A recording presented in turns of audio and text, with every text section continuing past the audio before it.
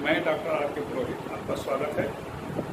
पिछले व्याख्यान में हाउस ऑफ कॉमन्स के विषय में हमने चर्चा की थी, जिसके अंतर्गत हमने ये देखा कि हाउस ऑफ कॉमन्स का विकास कैसे हुआ, उसका संगठन कैसे होता है, उसकी गणपूर्ति, उसका अधिवेशन, उसके सदस्यों के विशेषाधिकार, सदस्य संख्या, कार्यकाल, फिर उसके बाद हाउस ऑफ कॉमन्स की शक्तियों और फिर स्थिति के बारे में हमने विवेचन किया।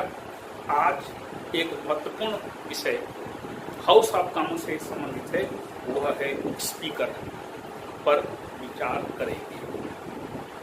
स्पीकर संसदीय शासन के अंतर्गत या अन्य दुनिया के सभी देशों में प्रायः प्रथम सदन के अध्यक्ष को स्पीकर के नाम से संबोधित किया जाता है। मतलब स्पीकर शब्द की उत्पत्ति इंग्लैंड से हुई और दुनिया के सभी देशों ने प्रायः अपने प्रथम सदन के अध्यक्ष को स्पीकर के नाम से संबोधित करना शुरू किया है।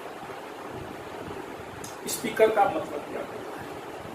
स्पीकर मतलब बोलने वाला, स्पीक मतलब बोलना, स्पीकर मतलब बोलने वाला। लेकिन ये सबसे बड़ी विडंबना है कि स्पीकर वह व्यक्ति होता है सदन में जो सबसे कम बोलता है, तो उसको स्पीकर क्यों बोलते हैं? उस जमाने में जब हाउस ऑफ कॉमन्स का पहले गठन हुआ था, तो हाउस ऑफ कॉमन्स के सदस्य एक स्थान पर बैठते थे, उनका एक अध्यक्ष होता था। वह अध्यक्ष सम्राट के सामने बोलता था। क्या बोलता था? सदन की गतिविधियों के बारे में, सदन के क्रियाकलापों के बारे में, सदन की ओर से वह सम्राट के सामने बोलता था। तो चूंकि वह सम्राट के सामने बोलता था, इसलिए उसको नाम दिया गया स्पीकर। तो स्पीकर का पद वैसे ही निपट गया है। एक स्पीकर को शहीद होना पड़ा, सम्राट नाराज हो गया और सम्राट उसको फांसी पर लटका दिया। एक स्पीकर को कुर्सी पर बांध दिया गया। एक स्पीकर से इतना ज्यादा नाराज हो गया इस सम्राट, क्योंकि वह सदन की गतिविधियों के बारे में सूचना देता था, सम्राट को बोलता था इस हमारा सदन यह चाहता है, यह उसका यह निर्णय है। तो एक बार सम्राट स्पीकर से इतना नाराज हो गया कि स्पीकर को घुटनों में बैठ करके हाथ जोड़कर सम्राट को बोलना पड़ा कि हमारे सदन की यह इच्छा है। मतलब स्पीकर ने न केवल संघर्ष किए, अपितु सदन के विशेषाधिकारों के लिए उसे अपने प्राणों की आहुति भी देनी पड़ी। वैसे सन 1376 में, देखिए 1376, 1295 में पहला मॉडल पार्लियामेंट सम्राट एडवर्ड प्रथम ने आमंत्रित किया।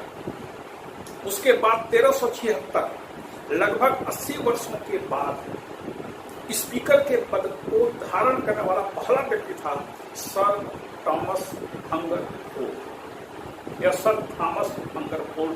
यह ऐसा व्यक्ति पहला था जिसने स्पीकर की पदवी धारण करने वाला व्यक्ति था।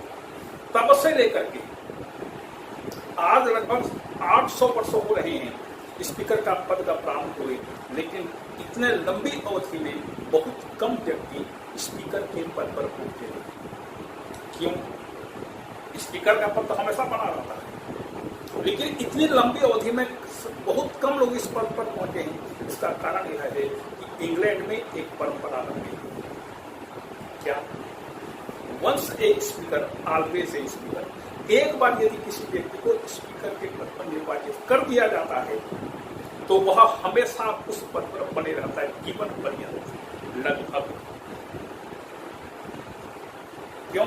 क्योंकि स्पीकर एक दल का नहीं होता, बहुमत दल का नहीं होता, तो पूरे सदन का नेता होता है। और सदन का एक एक सदस्य स्पीकर पर पूरी तरह से भरोसा रखता है और स्पीकर प्रत्येक सदस्य के विश्वास को बनाए रखता है। परिणाम स्वरूप एक बार यदि कोई व्यक्ति स्पीकर निर्वाचित हो गया, वैसे स्पीकर का निर्वाचन सर्वसम्मति से होता है। मान लीजिए स्पीकर का पद नियुक्त हो गया, नया निर्वाचन हुआ हाउस ऑफ कॉमन्स का, तो बहुमत दल अर्थात प्रधानमंत्री दल के विरोधी दल के नेता को, अपने सदन के विरोधी दल के नेता को बुलाता है, 2-4 और नेताओं को बुलाता है, इन सब से चर्चा करके एक निर्णय देता है कि किस व्यक्ति को स्पीकर के पद पर निर्वाचित किया जाए, और इस प्रकार से सर्वसम्मति से स्पीकर का निर्वाचन होता है। और जैसे ही उसका निर्वाचन हो गया, उसने पद की शपथ ले लिया या सदन की शपथ ले लिया, फिर वह दलगत राजनीति से संन्यास ले लेता है, अपने राजनीतिक दल से त्याग पत्र दे देता है, फिर वह किसी दल का नहीं होता, पूरे सदन का। और यही कारण है कि सम्मान की दृष्टि से स्पीकर को इंग्लैंड में तीसरा स्थान प्राप्त है। तीसरा, पहला स्थान सम्राट, इसमें कोई विवाद की बात ही नहीं। पहला स्थान सम्राट, दूसरा स्थान होता है Lord Chancellor, House of Lords का अध्यक्ष और ब्रिटिश सर्वोच्च न्यायालय का उच्च न्यायाधीश, ये उसका दूसरा स्थान है। और तीसरा स्थान स्पीकर का है, चौथा स्थान प्रधानमंत्री का है। तो देखिए, प्रधानमंत्री से भी ऊपर का स्थान स्पीकर को ब्रिटिश संसदीय व्यवस्था के अंतर्गत प्रदान किया गया। जनरली जब हाउस ऑफ कॉमन्स का निर्वाचन हो जाता है, सरकार का गठन तो हो ही जाता है, उसके बाद जब हाउस ऑफ संसद की पहली बैठक बुलाई जाती है, तो प्रथम अधिवेशन के पहले दिन हाउस ऑफ कॉमन्स के सभी सदस्य हाउस ऑफ लॉर्ड्स में पहुंचते हैं। वहां पर हाउस ऑफ लॉर्ड्स में लॉर्ड चांसलर उनको अपना अध्यक्ष या स्पीकर चुनने का आदेश देता है, सब बात की ओर से। हाउस ऑफ कॉमन्स के सदस्य एक भीड़ बनाकर जाते हैं, नंगे सिर में कोई हेड या टोपी वगैरह कैप लगाकर नहीं जा सकते। तो हाउस ऑफ कॉमन्स के सदस्य हाउस ऑफ लॉर्ड्स में जाते हैं, वहां पर लॉर्ड चांसलर सम्राट की ओर से उनको आदेशित करता है कि वे स्पीकर का निर्वाचन करके वापस आए। सदन में सदस्य बैठते हैं, वहां पर स्पीकर का निर्वाचन होता है सर्वसम्मति से। बहुत कम अवसरों पर उसका विरोध होता है या कोई दूसरा व्यक्ति चुनाव में खड़ा होता है। वैसे 95% मामलों में स्पीकर का निर्वाचन पूरा सदन एक मत से करता है। तो स्पीकर का निर्वाचन हो जाने के बाद अब फिर हाउस ऑफ कॉमन्स के सभी सदस्य हाउस ऑफ लॉर्ड्स में जाते हैं, वहां पर स्पीकर का नाम उनको बताते हैं, स्पीकर को सम्राट शपथ दिलाता है और उसके बाद वे किनारे खड़े होकर के स्पीकर के नेतृत्व में हाउस ऑफ कॉमन्स के सदस्य सम्राट का भाषण सुनते हैं। अभिभाषण, जैसे भारत में राष्ट्रपति का अभिभाषण कहते हैं, इंग्लैंड में इसको सिंहासन भाषण, स्पीक फ्रॉम द थ्रोन कहा जाता है। और वापस आकर के फिर सदन में सम्राट के इस अभिभाषण पर चर्चा होती है, धन्यवाद प्रस्ताव पारित होता है और धन्यवाद प्रस्ताव पारित होने के बाद सदन की नियमित कार्यवाही प्रारंभ होती है। तो ये सामान्य सी बातें हुई। परिचय के रूप में देखें स्पीकर के कार्य और शक्तियां क्या क्या है। सबसे पहली बात वह सदन की अध्यक्षता करता है। उसका मूल काम है सदन की अध्यक्षता करना, सदन में अनुशासन बनाए रखना, सदन में शांति और व्यवस्था बनाए रखना। दूसरा, बोलने की अनुमति देना। जब तक स्पीकर की अनुमति न हो तब तक कोई सदस्य बोल नहीं सकता। हाउस ऑफ कॉमन्स के सदस्य स्पीकर को संबोधित करते हुए अपना भाषण शुरू करते हैं। ऑनरेबल स्पीकर का करते हैं। जैसे भारत में भी लोकसभा के सदस्य आदरणीय अध्यक्ष महोदय बोलकर के भाषण देते हैं। राज्यसभा के सदस्य भी आदरणीय सभापति महोदय बोलकर के भाषण देते हैं। जबकि हाउस ऑफ लॉर्ड्स में माय लॉर्ड्स कह करके सभी सदस्य, सभी लॉर्ड्स संबोधन शुरू करते हैं। वो पूरे सदन को संबोधन करते हैं किसी अध्यक्ष बने। तो हाउस ऑफ लॉर्ड्स में माय लॉर्ड्स कहते हैं या मी लॉर्ड कहते हैं, जबकि हाउस ऑफ कॉमन्स में ऑनरेबल स्पीकर का करके अपने भाषण की शुरुआत करते हैं। तीसरी है नियमों की व्याख्या। सदन को संचालित करने के लिए नियमों का निर्माण किया जाता है। इन नियमों के बारे में यदि किसी प्रकार की शंका हो, कोई संदेह हो, तो उन नियमों की व्याख्या स्पीकर करता है। और स्पीकर ने जो एक बार नियमों की व्याख्या कर दी, सदन का प्रत्येक सदस्य उसको मानने के लिए बाध्य है। स्पीकर के द्वारा दिए गए निर्णय को कोई सदस्य अकेले नहीं कर सकता।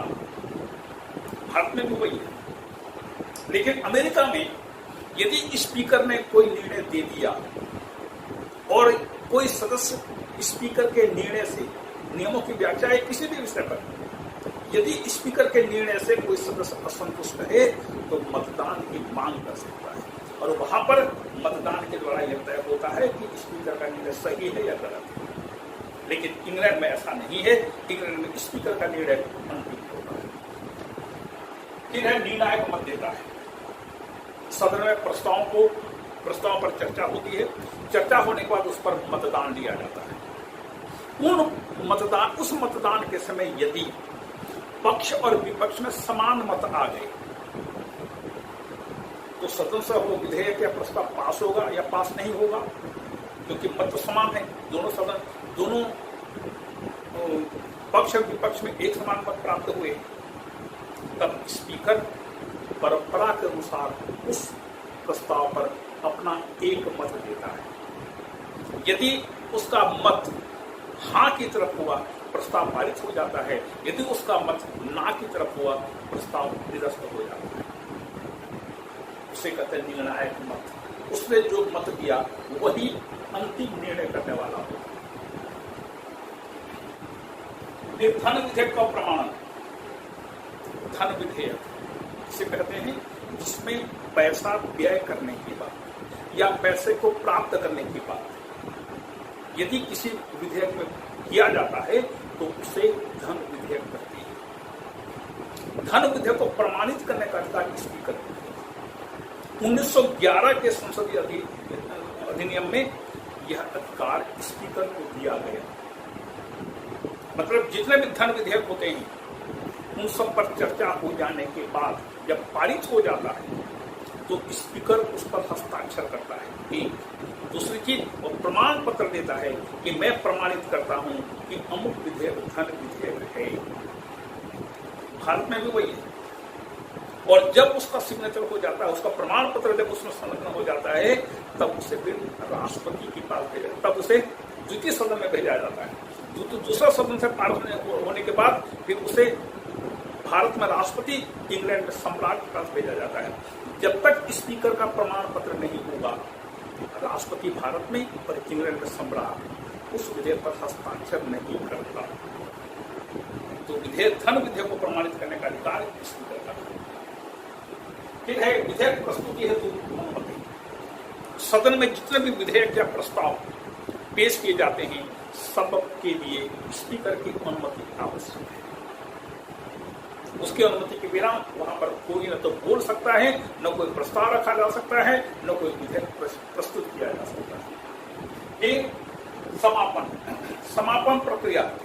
पिछले व्याख्यान में समापन प्रक्रिया की चर्चा हुई थी। ये सदन के कार्यवाहियों को तेजी से आगे बढ़ाने के लिए चल रहे विवाद को, वाद बहस को बंद करने की आवश्यकता पड़ती है। तो स्पीकर समापन का अंतिम निर्णय लेता है और किसी विधेयक पर भी चर्चा चल रही है, उस विधेयक पर चर्चा को समाप्त करके समापन प्रक्रिया का सहारा लेकर समाप्त करता है और फिर उस पर मतदान करवाता है, मतों की गणना करता है। उसके बाद परिणामों की घोषणा करता है कि अमुक विधेयक के पक्ष में या अमुक प्रस्ताव के पक्ष में इतने वोट पड़े, उसके विपक्ष में इतने वोट पड़े। फिर उस प्रस्ताव या विधेयक पर अपना हस्ताक्षर करता है। फिर है सदन के विशेषाधिकारों की रक्षा करना। स्पीकर सदन के विशेषाधिकारों का रक्षक है और इसी विशेषाधिकार की रक्षा के लिए कुछ स्पीकर को बंदी बनना पड़ा, जेल में डाला गया, इस कुर्सी से बांधा गया और एक स्पीकर को शहीद होना पड़ा। लेकिन उन्होंने कभी भी सदन के विशेषाधिकारों को भंग होने नहीं दिया। और अंतिम है वह सदन का मुख्य प्रवक्ता होता है। सदन का मुख्य बोलने वाला यदि कोई व्यक्ति है वह स्पीकर होता है। सदन की मंशा क्या है, सदन क्या चाहता है, इस विषय में स्पीकर का वक्तव्य अंकित होता है। और हाउस ऑफ कॉमन्स के सदस्य स्पीकर के नेतृत्व में जाकर के सम्राट से भेंट कर सकते हैं, जबकि हाउस ऑफ लॉर्ड्स के सदस्य व्यक्तिगत तौर पर जाकर के सम्राट से मिल सकते हैं, चर्चा कर सकते हैं किसी भी विषय पर। लेकिन हाउस ऑफ कॉमन्स के सदस्य व्यक्तिगत तौर पर सम्राट से नहीं मिल सकते। यदि उनको भेंट करना होता है तो स्पीकर के नेतृत्व में जाकर के सम्राट से बात कर सकते हैं, भेंट कर सकते हैं। ये है स्पीकर की कार्य और उसकी स्थिति। जरा स्थिति के बारे में देखें। स्थिति के बारे में 1945 में जॉर्ज क्लिफ्टन ब्राउन निर्वाचित हुए स्पीकर के पद पर। जॉर्ज क्लिफ्टन ब्राउन 1945 में तो स्पीकर के पद पर निर्वाचित होने के बाद उन्होंने सदन के सदस्यों को थैंक्स दिया, धन्यवाद दिया, और अपने भाषण में उन्होंने कहा कि मैं जिस स्पीकर के पद पर निर्वाचित हुआ, स्पीकर सदन की कार्यवाहियों के सुगम रूप से संचालित करने के लिए बाध्य है। ये उसकी ड्यूटी है कि सदन में कार्यवाहियां नियमित रूप से चलें, सुचारू रूप से चलें। मैं न तो सरकार का आदमी हूं और न ही किसी सरकारी प्रस्ताव को आगे बढ़ाने का काम करता हूं। लेकिन मेरी यह कोशिश रहती है, लेकिन स्पीकर की यह कोशिश रहती है कि किसी व्यक्ति की बाधा के कारण कोई भी सरकारी काम न रुके। न तो मैं सरकारी आदमी हूं, न कोई विरोधी दल का आदमी हूं। मैं सबसे पहले इस सदन में सबसे पीछे बैठने वाले व्यक्ति का आदमी, मतलब सदन का कोई सदस्य मुझ पर उतना ही भरोसा कर सकता है जितना पूरा सदन मुझ पर भरोसा करता है। और मैं आपको विश्वास दिलाता हूं कि मैं सदन के विशेषाधिकार, सदन की स्थिति, सदन की गरिमा और प्रभाव को बनाए रखने का पूरा प्रयास करूंगा। फाइनल कहता है कि उस स्पीकर को देख करके ऐसा महसूस होता है कि इस पदधारी व्यक्ति में कुछ न कुछ बात जरूर होती है, जरूर है। वह कहता है फाइनल कि यह पद भी राजतंत्र की भांति संस्थागत हो गया है और सामान्य रूप में स्पीकर के सामने खड़े होने पर किसी व्यक्ति को वैसा ही महसूस होता है, मतलब कि कोई भी सदस्य जो बोलना चाहता है या सदन में प्रवेश करना चाहता है तो स्पीकर के सम्मुख पर अपना सिर झुकाता है। तो फाइनल लिखता है कि सामान्य रूप में एक छात्र जब प्राचार्य के सामने खड़ा होता है तो उसके मन में जिस प्रकार से भय और स्नेह की मिश्रित भावना उत्पन्न होती है, ठीक इसी प्रकार से स्पीकर के सामने जब कोई सदस्य खड़ा होता है, यहाँ तक प्रधानमंत्री भी जब खड़ा होता है, उसके मन में भी एक भय होता है कि कहीं मुझको डांट न पड़ जाए, और स्नेह और भावना भी उसके साथ होती है। और रैमसे म्योर एक बड़ी मजे की बात करते हैं। रैमसे म्योर लिखता है कि जब सदन में किसी महत्वपूर्ण विषय पर चर्चा हो रही है, सदस्यों की संख्या बहुत ज्यादा है, बढ़ गई है, सदस्यों को बैठने की जगह नहीं हो रही है, सब एक दूसरे की टांग खींचने में लगे रहते हैं, खूब हंगामा हो रहा है, कोई किसी की बात सुनने को तैयार नहीं है, ऐसा बहुत कम अवसर आता है। स्पीकर हमें है, मतलब सदन पूरा अनुशासन बना रहता है। तो जब ऐसी स्थिति आ जाती है कि कोई किसी की बात को सुनने को तैयार नहीं, इतना होना शुरू हो जाता है कि अब क्या करें क्या नहीं, ये स्थिति आ जाती है, तब स्पीकर अपने कुर्सी से खड़ा होता है। उसके खड़े होने से, उसके परंपरागत आभूषणों से, वस्त्रों से जो एक खड़खड़ाहट की ध्वनि उत्पन्न होती है, उसको सुन करके पूरे सदन में स्तब्धता छा जाती है। अब फिर कोई नहीं बोलता और शांत रहो या कीप साइलेंस बोलने की उसको जरूरत नहीं पड़ती। पूरा सदन शांत हो जाता है उसके वस्त्रों की खड़खड़ाहट मात्र से। ये होता है सदन के अध्यक्ष की गरिमा। भारत से तुलना क्या करेंगे, तुलना के लायक ही नहीं है भारत में स्पीकर का पद। और स्वाभाविक है इतनी व्यक्त गरिमा दुनिया के किसी भी देश में स्पीकर को प्राप्त नहीं। भारत में तो स्पीकर के सामने प्रस्ताव या विधेयक को फाड़ करके उसको मुंह पर फेंक दिया गया है। स्पीकर के विरुद्ध अविश्वास प्रस्ताव पेश किया गया है। स्पीकर पर पक्षपात के आरोप लगाए गए हैं। भारत में क्या नहीं होता संसदीय व्यवस्था में, सब होता है। और भारत में तो आए दिन आजकल सदन की कार्यवाहियां हंगामों के कारण स्थगित हो जाती है। इंग्लैंड में हाउस ऑफ कॉमन्स में भी हंगामा होता है, वहां पर भी खूब तुतुमय में होती है। लेकिन स्पीकर यदि है तो सब कोई लिमिट में रहते हैं। और यदि कभी ऐसी स्थिति आ गई तो फिर स्पीकर मात्र खड़ा होता है, अपने कुर्सी छोड़ करके खड़ा होता है, सदन स्तब्धता छा जाती है। यह है स्पीकर की पद की। थोड़ा सा देखें उसमें स्पीकर के लिए कौन कौन सी परंपराएं इंग्लैंड में विद्यमान है, चल रही है। सबसे पहले एक बार अध्यक्ष सदन का अध्यक्ष, एक बार यदि कोई व्यक्ति स्पीकर के पद पर निर्वाचित हो जाता है तो वह जब तक चाहे तब तक अपने पद पर बना रहता है। कैसे? हाउस ऑफ कॉमन्स का तो सदस्य होता है और हाउस ऑफ कॉमन्स का कार्यकाल 5 साल है, या उसके पहले में भंग कर दिया तो फिर स्पीकर कैसे अपने पद पर बना रहेगा? वह जिस निर्वाचन क्षेत्र से चुन करके हाउस ऑफ कॉमन्स का सदस्य बनता है उस निर्वाचन क्षेत्र को स्पीकर्स कॉन्स्टिट्यूएंसी बोला जाता है, अध्यक्षीय निर्वाचन क्षेत्र। और वहां से देखिए स्पीकर के पद को किस प्रकार से अंग्रेज सम्मान देते हैं कि वहां पर दूसरा विरोधी दल अपना कैंडिडेट चुनाव में खड़ा नहीं करता। और इस प्रकार से वह स्पीकर अपने निर्वाचन क्षेत्र से सर्वसम्मति से निर्वाचित होता है। ये होता है सम्मान।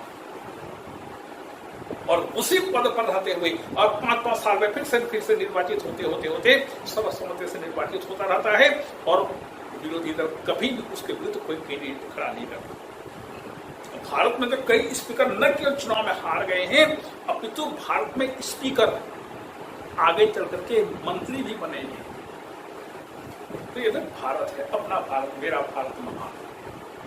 तो इस प्रकार से एक बार अध्यक्ष, सदन का अध्यक्ष वो अपना पद पर हमेशा पुनर्निर्वाचित होते रहता है औपचारिक रूप में, और जब तक वह चाहे तब तक बना रहता है और पद पर इच्छा पर्यंत बना रहता है। जब वह अध्यक्ष निर्वाचन क्षेत्र, उस क्षेत्र को, उस निर्वाचन क्षेत्र को अध्यक्ष निर्वाचन क्षेत्र के नाम से जाना जाता है और फिर दलगत राजनीति से संन्यास लेता है। कितनी शानदार बात है। जैसे ही स्पीकर के पद पर निर्वाचित हुआ वह व्यक्ति अपने राजनीतिक दल को छोड़ देता है, दलगत राजनीति से, सक्रिय राजनीति से संन्यास ले लेता है कि वह राजनीतिक गतिविधियों में राजनीतिक दलों की राजनीतिक गतिविधियों से अलग हो जाता है। आप लोग कुछ भी करिए लेकिन हमें आपके राजनीति, आपके दल से कोई अब लेना देना नहीं। क्योंकि यदि स्पीकर के पद को सम्मान चाहिए तो सदन तो सम्मान देगा। कब देगा? जब सदन यह महसूस करे, एक एक सदस्य यह महसूस करे कि हाँ, इस व्यक्ति में निष्पक्षता का पूरा गुण है और राजनीति से ऊपर उठा हुआ है। और फिर सेवानिवृत्ति के बाद पीयर की उपाधि दे दी जाती है। सेवानिवृत्ति के बाद पीयर बना दिया जाता है और पीयर जो बन जाता है वो हाउस ऑफ लॉर्ड्स का सदस्य बन जाता है। भले ही इंसान को पीयर की उपाधि नहीं दी जाती, लेकिन वह आजीवन लॉर्ड भी होते हैं, लाइफ पीयर्स होते हैं। तो वह आजीवन मृत्यु पर्यंत हाउस ऑफ लॉर्ड्स का सदस्य बन करके अपनी सेवाओं का फायदा लोगों को, सदन को देता है। और निर्णायक मत का उपयोग परंपरा के अनुसार करता है तथा वह कभी भी वाद विवाद में भाग नहीं लेता। स्पीकर है, बोलने वाला है, लेकिन सबसे कम बोलता है और वाद विवाद में भाग नहीं ले सकता। किसी प्रस्ताव के पक्ष में या विपक्ष में अपनी बात नहीं कर सकता, किसी विधेयक के पक्ष या विपक्ष में कुछ नहीं हो सकता, वह वाद विवाद में भाग नहीं लेता। जबकि हाउस ऑफ लॉर्ड्स का अध्यक्ष, सभापति वाद विवाद में भाग ले सकता है।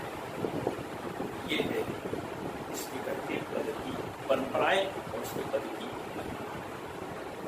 अब हाउस ऑफ कॉमन्स या संसद के अंतर्गत एक छोटी सी बात रह रही है, वह है विधायी प्रक्रिया।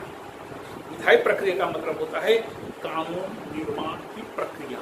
कानून इंग्लैंड में कैसे बनता है, ये इसको कहते हैं कानून निर्माण पद्धति, विधायी प्रक्रिया, एक लॉ मेकिंग प्रोसेस। और यही पद्धति न्यूनाधिक हम अपने भारत में भी अपनाते हैं। देखिए, पहले देखें विधेयक का वर्गीकरण भी किया जाता है। वर्गीकरण भी प्राय संसदीय देशों में इसी प्रकार से होता है। विधेयक किसे कहते हैं? जब विधेयक दोनों सदनों से पास हो जाता है और उस पर सम्राट के हस्ताक्षर हो जाते हैं, तब उसको कानून कहते हैं। तो विधेयक कानून का पूर्व रूप होता है। भारत में भी ये तो विधेयक का मतलब होता है कानून का पूर्व रूप। विधेयक मूलतः दो प्रकार का होता है, एक सार्वजनिक, दूसरा निजी। सार्वजनिक का मतलब जिसका संबंध पूरे देश से हो।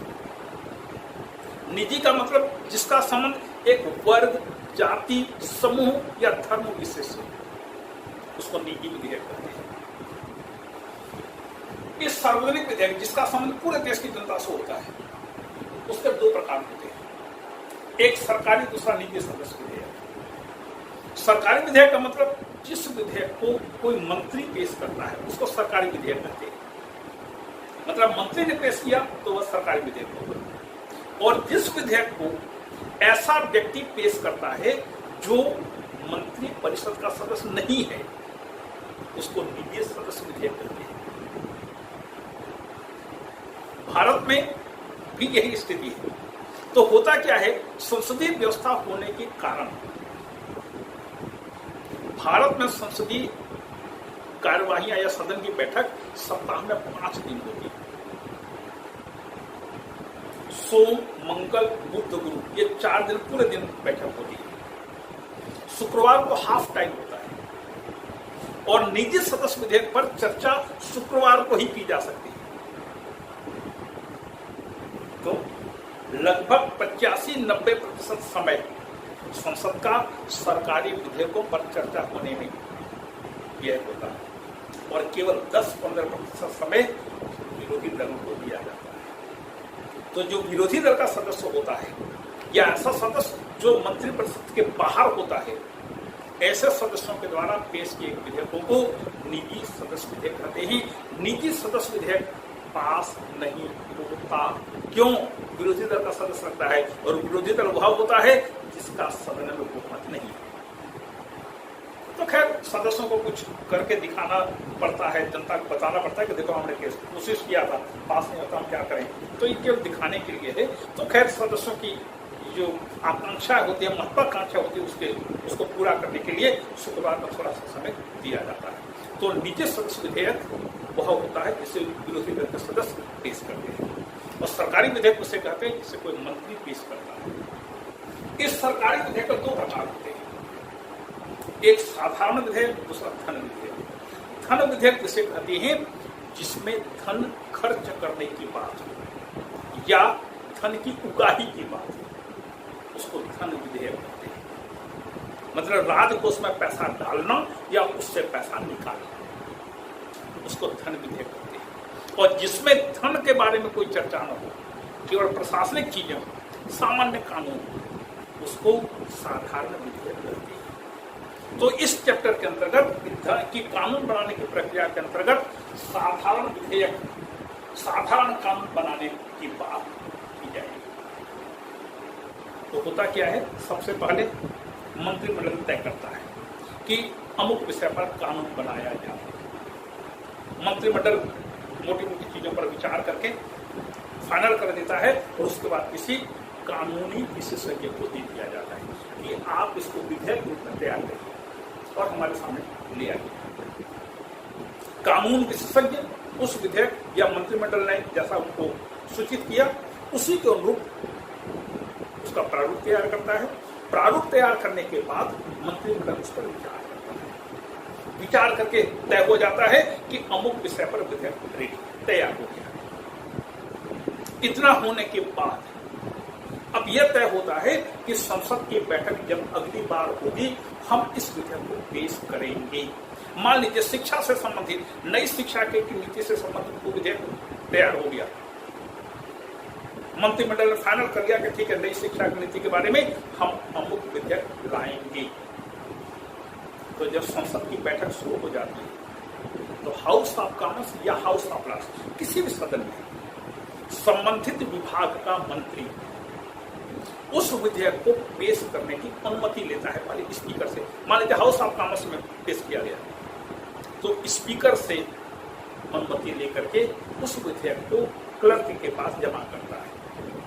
क्लर्क उस विधेयक के शीर्षक को पढ़कर सुना देता है और उस विधेयक की प्रतियां पूरे सदस्यों को बांट दी जाती है।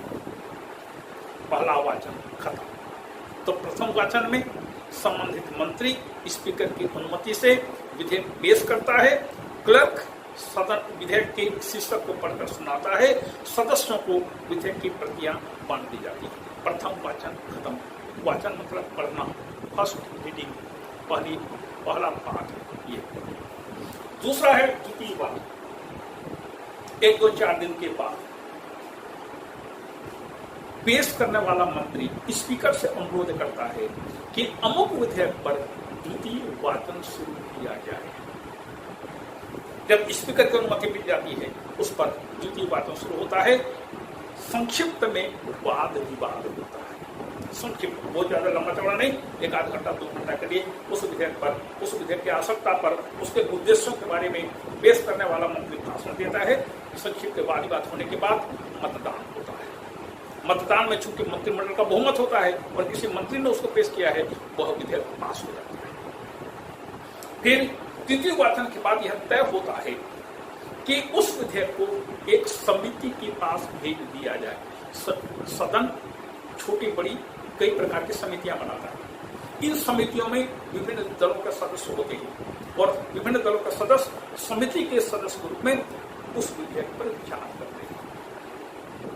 समिति उस पर डिटेल में विचार करती है, आवश्यक रिपोर्ट मंगाती है, आवश्यक जानकारियां मंगाती है, अधिकारियों को बुलाती है कि अमुक विधेयक यदि पास हो गया तो ये क्या आप क्या सोचते हैं, अपना विचार बताइए। तो समिति उस विधेयक पर विस्तार से विचार करके अपना रिपोर्ट देती है। कहां? सदन में। तो चौथे नंबर पर आता है प्रतिवेदन स्तर। जब प्रतिवेदन पहुंच जाता है, समिति से रिपोर्ट मिलना मतलब प्रतिवेदन, रिपोर्ट का मतलब प्रतिवेदन। जब सदन में प्रतिवेदन पेश किया जाता है तब फिर उस पर चर्चा होती है और इस स्तर पर पूरे सदन में उस विधेयक के एक एक वाक्य, एक एक शब्द, एक एक अक्षर पर भी गर्मा गर्म बहस होती है और सदस्य चाहे मतदान की मांग कर सकते हैं। असली बहस सदन में प्रतिवेदन स्तर पर होती है और यहां पर सदस्य चिड़चिड़ाते ही चिड़चिड़ा करने की कोई बात हो गया। जैसे कि हाउस ऑफ कॉमन्स की शुरुआत में हमने आपको बताया था, यदि कहीं पर चुप रहना गलत है तो वह हाउस ऑफ कॉमन्स है, चुप रहना बुराई है तो वह हाउस ऑफ कॉमन्स है। तो यहाँ पर कोई सदस्य चुप नहीं रहता, सा हुआ चिल्लाना शुरू करते हैं। तो प्रतिवेदन स्तर में गर्मा गर्म बहस होती है। विधेयक के एक एक अक्षर, एक एक शब्द, एक एक वाक्य, एक एक चैप्टर पर यहाँ पर गर्म बहस होती है और सदस्य चाहे तो मतदान की मांग कर सकते हैं। और इसी स्तर पर, प्रतिवेदन स्तर पर ही जब बहस होती है तब स्पीकर समापन प्रक्रिया का सहारा लेता है। प्रतिवेदन स्तर में जितनी चीजें पास होती है उन सबको एक स्थान पर संकलित करके अंतिम हो जाता है कि हाँ ठीक भाई, प्रतिवेदन स्तर में चर्चा हो गई, बहस पर पूरा वाद विवाद हो गया, मतदान। फिर आता है तीसरा वाचन या तृतीय वाचन। तृतीय वाचन में पूरा जितनी चीजें मतदान में पास हो गई या जिनको अंतिम रूप में सम्मिलित किया गया था उन सब को तृतीय वाचन में बढ़ करके एक बार सुना दिया जाता है। कोई ग्रामेटिकल मिस्टेक हो, का, की, में, मा, इस प्रकार से यदि कोई गलती हो उसको सुधार दिया जाता है और अंतिम रूप में एक बार मतदान लिया जाता है। सदन मतदान करता है। इस स्तर पर विधेयक में कोई संशोधन या परिवर्तन नहीं किया जा सकता। अंतिम मतदान हो गया, मतदान में पास होना ही है। क्यों? क्योंकि मंत्रिमंडल ने पेश किया है, पास होना है। एक बात ध्यान रखेंगे, संसदीय शासन व्यवस्था में यदि कोई मंत्री एक तिनका भी पेश करता है तो उसका पारित होना अनिवार्य है, और यदि पारित नहीं हुआ तो उसे मंत्रिमंडल के विरुद्ध अविश्वास प्रस्ताव माना जाता है।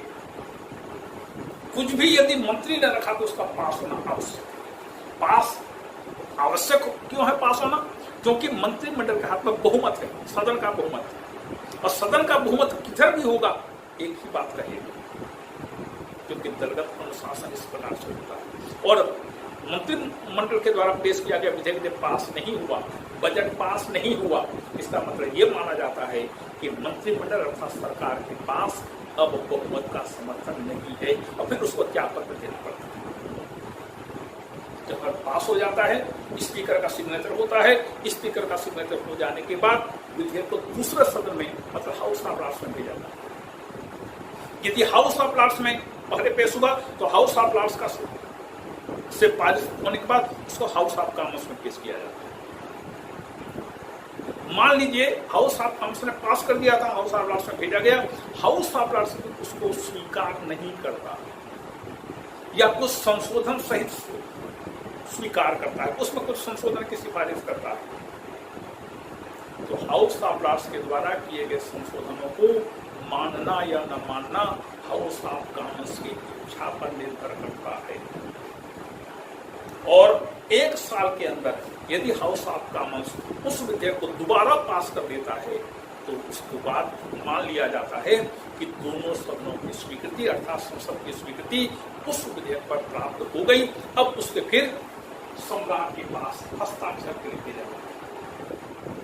सम्राट के पास जैसे कोई विधेयक आता है, सम्राट उस पर हस्ताक्षर कर देता है, क्योंकि परंपरा बन चुकी है कि सम्राट संसद द्वारा पारित विधेयकों पर हस्ताक्षर कर देंगे, उस पर वीटो का प्रयोग नहीं करेंगे। मतलब सम्राट विधेयक पर हस्ताक्षर करने से इनकार नहीं कर सकते। इसके बाद अधिसूचना जारी होती है, और अधिसूचना जारी होते ही कानून लागू हो जाता है। ये है इंग्लैंड में कानून बनाने की पद्धति। न्यूनाधिक इसी प्रकार की पद्धति भारत में। तो इसी के साथ ब्रिटिश संसद का ये पूरा चैप्टर कंप्लीट हुआ। अगली बार के अगले व्याख्यान में ब्रिटिश न्यायपालिका पर एक संक्षिप्त में